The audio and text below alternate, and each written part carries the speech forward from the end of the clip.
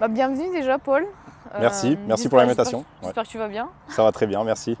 Tu peux commencer par te présenter, où tu joues, dans quelle division, etc. Alors moi c'est Paul Morel, 26 ans. Donc je joue à l'US Villejuif en Régional 1, Île-de-France. Et à côté de ça, je suis professeur de PS dans un collège dans le 94. Tu coaches à côté ou c'est pas encore quelque Non, chose pas pour l'instant. Ça peut être une possibilité dans les années futures, mais pour l'instant simplement joueur au club. C'est dur d'associer justement ce côté professionnel au côté sportif? Alors moi j'ai un job qui me permet de concilier les deux. J'ai un emploi du temps qui me permet justement d'avoir une pratique sportive assez soutenue à côté.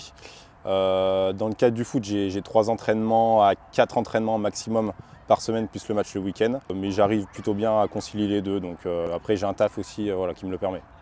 Et c'est pas trop dur justement d'enchaîner quand même sa semaine de boulot avec les entraînements, plus le match le Plus week-end? le match, alors comme tu dis, des fois ça fait des semaines assez chargées. Mais quand tu aimes le foot, tu comptes pas. Et moi j'ai un métier qui me plaît énormément, donc c'est vrai que je prends beaucoup de plaisir. Donc c'est vrai que pour l'instant j'arrive bien à allier les deux, on va dire. Ouais. Et avec lors des matchs, tu vas jamais trop loin pour l'instant? Alors c'est vrai que je viens de province, Ouais. j'avais l'habitude de faire des très longs déplacements, Ouais, je viens de la région Rhône-Alpes moi. Donc c'est vrai qu'on avait souvent l'habitude de se déplacer à 1h30, 2h avec de déplacement. Là c'est vrai en région Île-de-France, on a des déplacements maximum à 1h, 1h15 de voiture, de trajet. Donc c'est vrai que c'est plus simple de ce côté-là. Ouais. Maintenant qu'on a parlé un peu du côté pro et sportif, Ouais. justement, on va aller un peu plus dans le sportif. Est-ce que tu peux nous retracer un petit peu ta Ouais, carrière mon carrière. Alors j'ai commencé le foot à l'âge de 10 ans. Alors ça a été dans mon club de village avec les copains. J'y suis resté 3 ans. Ensuite je suis resté dans le même club, mais si tu veux, il y a eu un regroupement de villages. Donc c'était un club avec plusieurs villages. Okay. L'Essor-Bresse-Saône. J'y suis resté jusqu'en U15, pardon, U15. Après, je suis arrivé à Bourg-en-Bresse. Okay. À Bourg-en-Bresse, donc c'est un club qui a côtoyé le niveau professionnel en Ligue 2 notamment. Ouais. Et j'y suis resté jusqu'à U18. Et en U18, c'est quel niveau? U18, c'était que du niveau régional, Okay. Régional 1. J'ai toujours côtoyé le niveau régional 2 au minimum. Okay. Voilà. Ensuite, je suis parti faire mes études sur Lyon. Donc c'est là que j'ai changé de club. Donc je suis allé au FC Lyon. C'est un club du 8e arrondissement. Donc pareil, en U19 R1 à l'époque. Et j'ai commencé mes années seniors. J'y suis resté 5 ans. Donc R2 plus R1. Okay.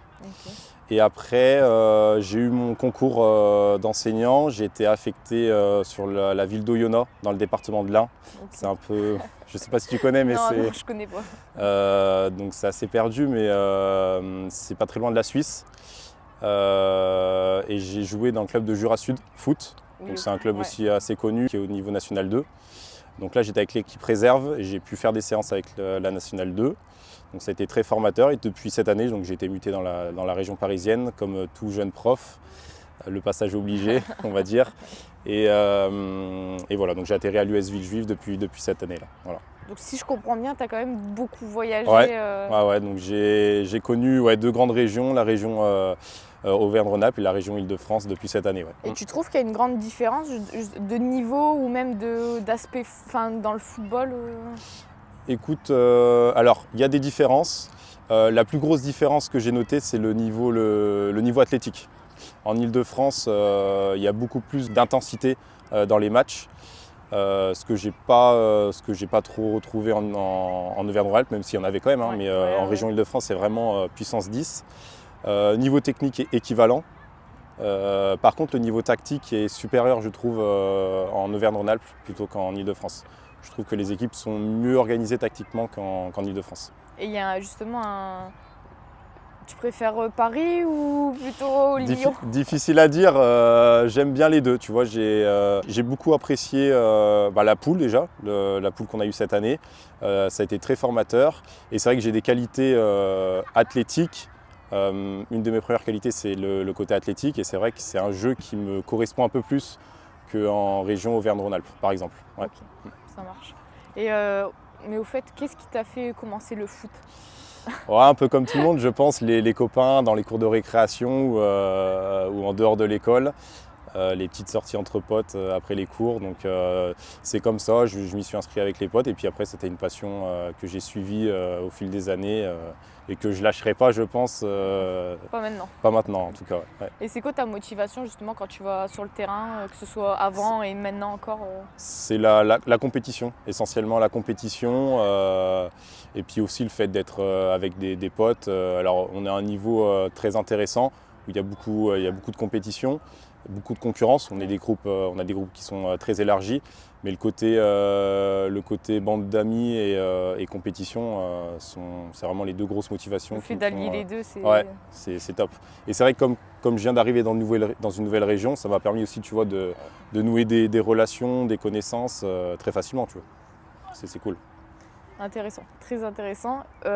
Maintenant, j'aimerais bien savoir, pour toi, dans une carrière de footballeur, Ouais. Qu'est-ce qui est le plus difficile, les choses indispensables justement pour réussir une carrière de footballeur? Sur le long terme, je pense que ça reste l'hygiène de vie que tu as. Moi, j'ai la chance de quasiment être jamais blessé. Alors j'essaye de mon côté d'avoir une alimentation saine, avoir des heures de sommeil, avoir aussi une pratique sportive autre que le foot en dehors. J'essaye aussi de voir autre chose. Et puis dans le cadre aussi de mon activité professionnelle, je touche un peu à tout. Mais c'est vrai que je pense que c'est l'hygiène de vie et le fait de ne pas être blessé régulièrement qui te font tenir sur la durée, on va dire. Ouais. Et pour toi, le mental, ça a une place importante dans le football? Le mental, je pense que c'est 80% du corps, enfin de ton corps, dans le sens où c'est la tête qui guide en fait ton corps. Donc sans le mental, je pense que le foot c'est dur. Ouais. Toi ça va, mentalement? Ouais, mentalement t'es je suis solide. Après c'est quelque chose aussi qu'il faut travailler sur la durée. On est dans un sport qui est pas facile, comme je t'ai dit, il y a beaucoup de concurrence. Donc il faut être capable d'encaisser les coups, d'encaisser parfois des décisions injustes, etc. Donc c'est une chose importante. Ouais. Et je ne sais pas si tu avais dit ton poste dans la présentation? Ouais, alors non, je suis défenseur, je suis latéral droit. Okay. Après, j'ai la chance d'être polyvalent sur plusieurs postes en charnière. Je peux aussi jouer latéral gauche, mais mon poste de prédilection, ça reste latéral droit. Ouais. Et du coup, j'ai une question par rapport à ça. À ce poste-là, qui est un poste qui a beaucoup évolué dans le temps. Avant, c'était, on était juste latéral et on ne se projetait pas. Ouais.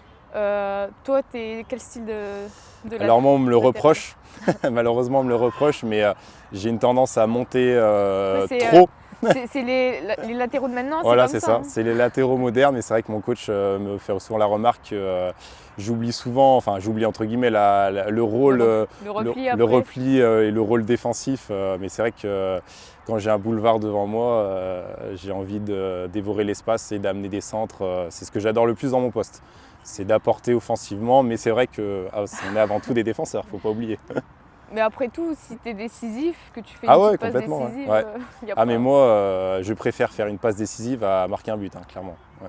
Et du coup, c'est quoi pour toi un bon latéral à aujourd'hui, c'est quoi réellement? Alors comme je t'ai dit, un bon latéral, c'est d'abord être capable de bien défendre, de ne pas se jeter, de récupérer des ballons.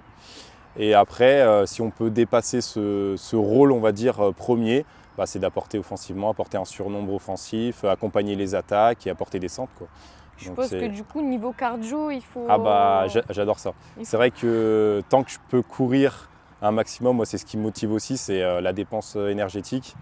Je finis souvent les matchs rincés, mais c'est mon but en fait, j'adore me surpasser. Et quand je cours pas assez, je suis pas content de mon match. C'est un indicateur. C'est l'indicateur clé. Exactement, c'est l'indicateur clé. Donc c'est vrai que, comme tu dis, niveau cardio, surtout maintenant avec des dispositifs à 3 derrière, en piston. Voilà, exactement. On a de plus en plus d'équipes qui jouent à 3 derrière avec des pistons. C'est un rôle aussi que j'ai occupé cette année, donc c'est vrai qu'il faut avoir une endurance assez importante. Ouais. Vous jouez dans quel système de jeu? Alors on a plusieurs dispositifs tactiques. On a commencé à 3 derrière. Après le coach a changé pour des raisons où on n'était pas forcément réussi sur les matchs. On est repassé à 4 derrière et ça va beaucoup mieux. Ouais. Moi, c'est pas des choses qui me... Je m'adapte, je m'adapte en fonction du dispositif, pardon. Donc, c'est pas des choses qui me gênent.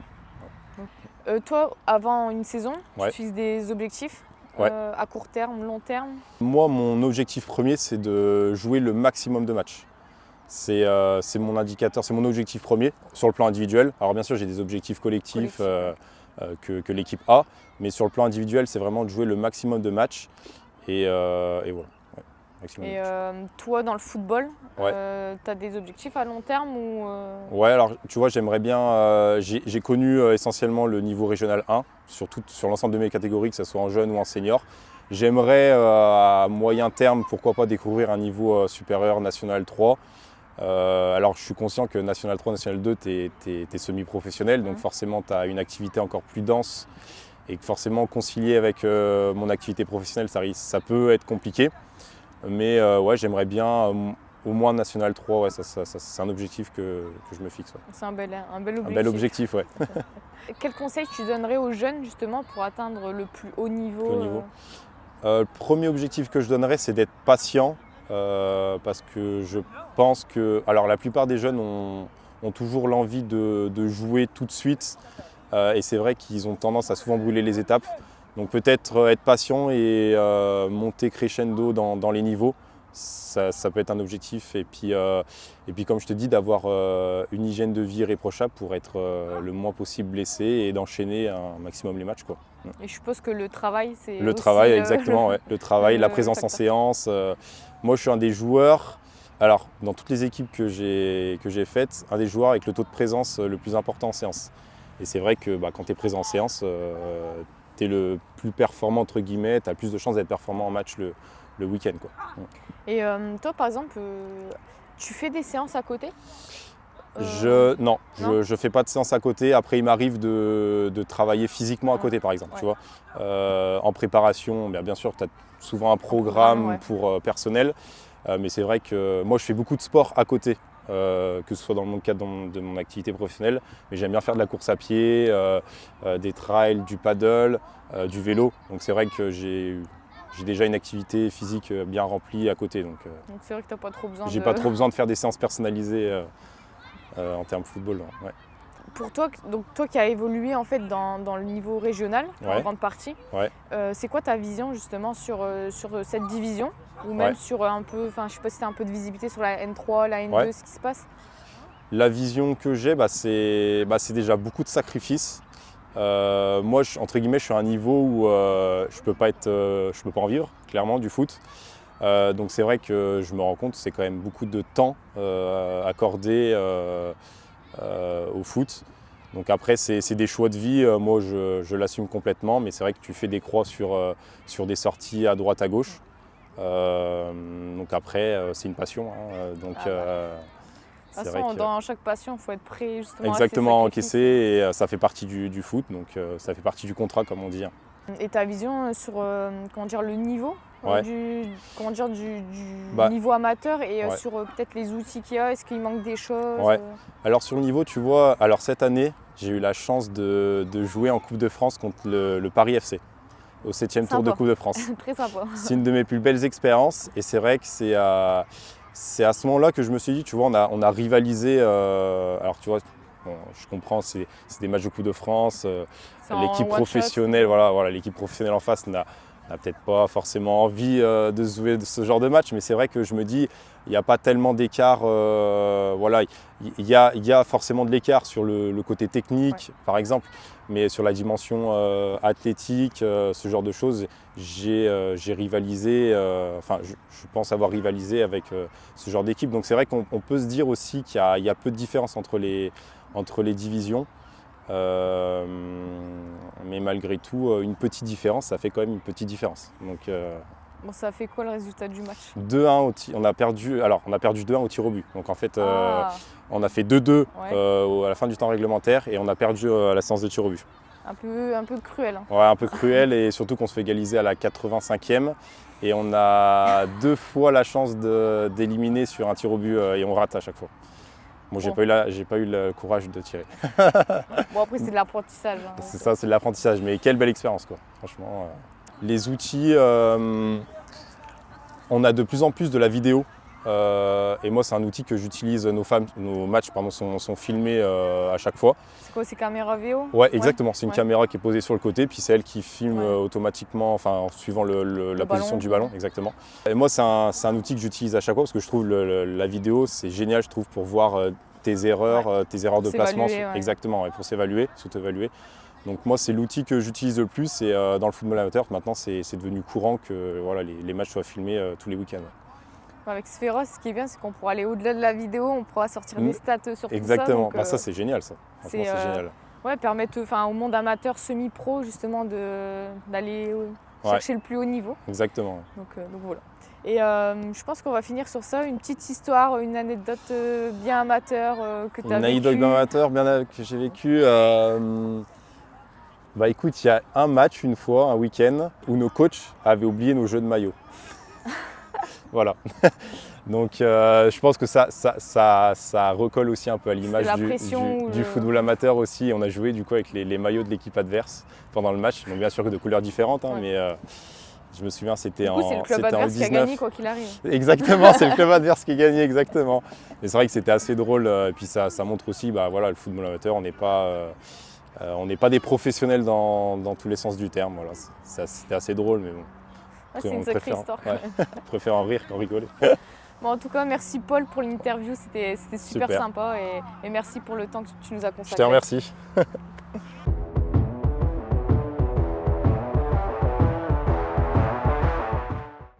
Paul, on va te proposer un petit challenge, c'est de réaliser un geste technique ou non, hein. Ça c'est toi qui choisiras.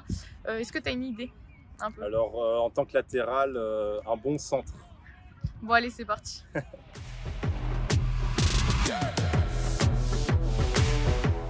Sur la technique de centre, donc sur ce que je pourrais te dire, c'est essentiellement deux types de centres. Un centre à arrêter si tu as un défenseur qui vient rapidement sur toi. Donc à ce moment-là, c'est le contrôle qui est super important. Donc bien emmener son ballon devant toi, d'accord. Et après, c'est trouver une bonne zone. Donc l'idéal, c'est toujours entre le gardien et ses défenseurs, d'accord. Donc après, c'est aussi avoir aussi un dialogue avec tes attaquants pour savoir aussi connaître leurs appels de balles, leurs préférences de placement. Et ensuite, le deuxième centre que je conseille et que tu peux aussi avoir en match, c'est quand tu as un ballon qui arrive devant toi, d'accord. Donc c'est là où tu n'as pas de défenseur sur toi et c'est à toi d'emmener, d'avoir une prise de balle vers l'avant, de rentrer intérieur un petit peu et c'est là que tu peux privilégier soit les passes, les centres en retrait ou les centres forts fuyant devant le but qui sont très dangereux pour le défenseur et pour le gardien. Ce qu'il faut aussi bien gérer, c'est, moi j'en fais souvent l'expérience, c'est gérer les efforts. Et c'est vrai quand tu es à la fin du match, que tu essaies quand même encore d'apporter offensivement, d'être lucide sur ton centre. Et souvent, le latéral a souvent tendance à conduire le ballon et à s'écarter de la surface. Ne pas hésiter à bien rentrer intérieur pour pouvoir amener un bon centre efficace.